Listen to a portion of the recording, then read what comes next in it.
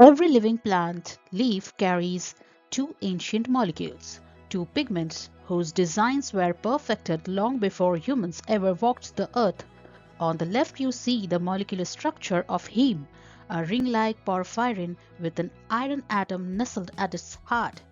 That small red Fe2+ ion gives heme its remarkable power, the ability to transfer electrons, to participate in respiration, and to drive essential biochemical reactions. On the right is a cousin molecule, chlorophyll. At first glance, both structures look similar, a ring of carbon and nitrogen atoms arranged like a delicate crown. But look closely.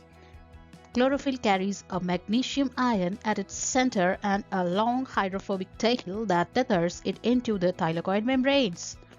Two molecules, similar skeletons, yet completely different destinies, and both begin their journey from this very same starting point.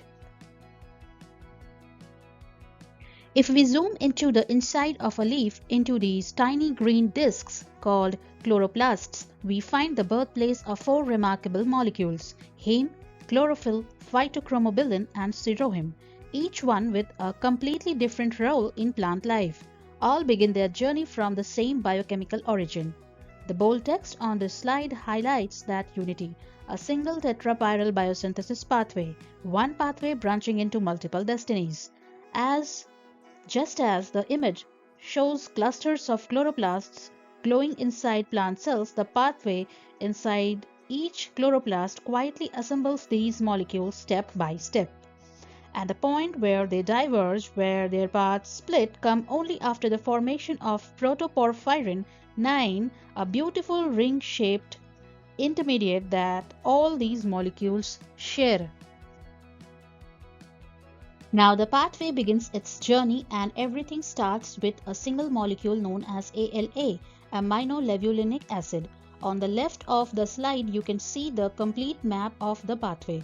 But for now we focus only on the very top, the early steps that eventually lead to Protoporphyrin IX.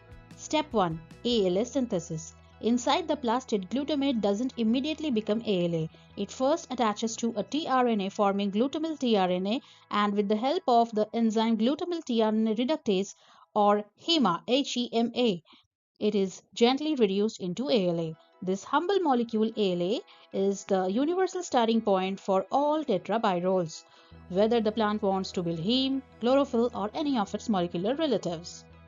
Step 2. Formation of porphobilinogen PBG. Next two molecules of ALA come together. The enzyme ALA dehydratase, shown here as HEMB, links them into a new structure called porphobilinogen or PBG.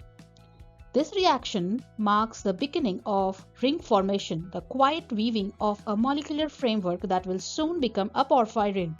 Step 3. Building toward uroporphyrinogen 3. As we move downward through the pathway, the molecules begin to assemble into longer and more complex chains.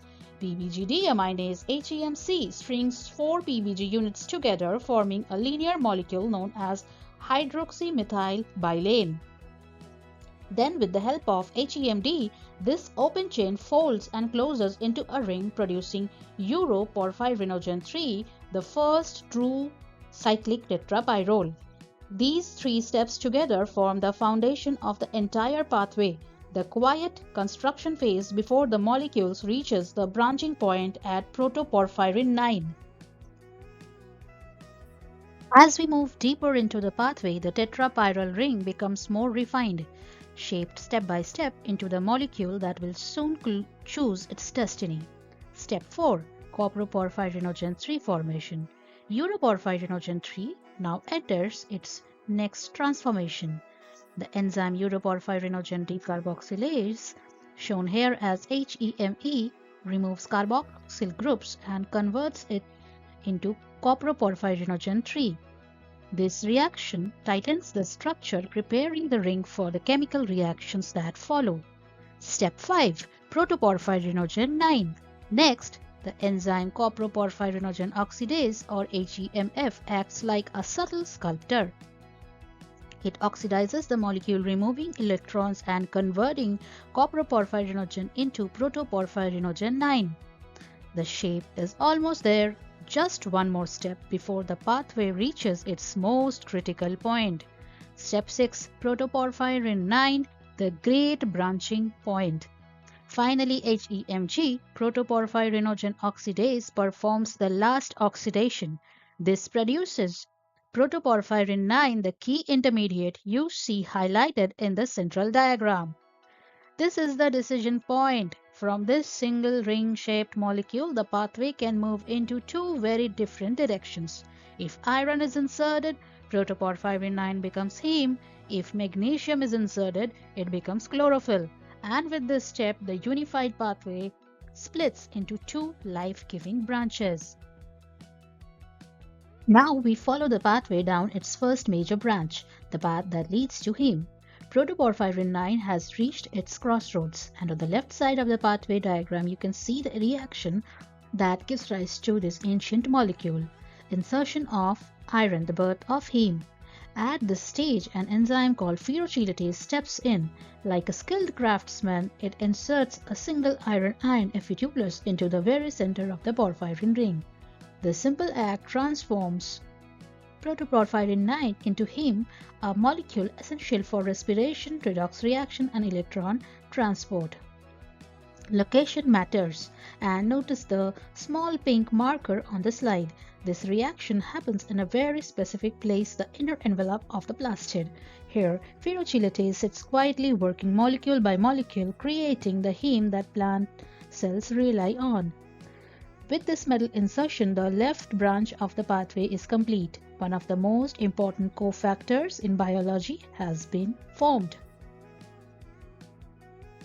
We now follow the pathway down its second branch, the path that leads to the pigment of life, chlorophyll.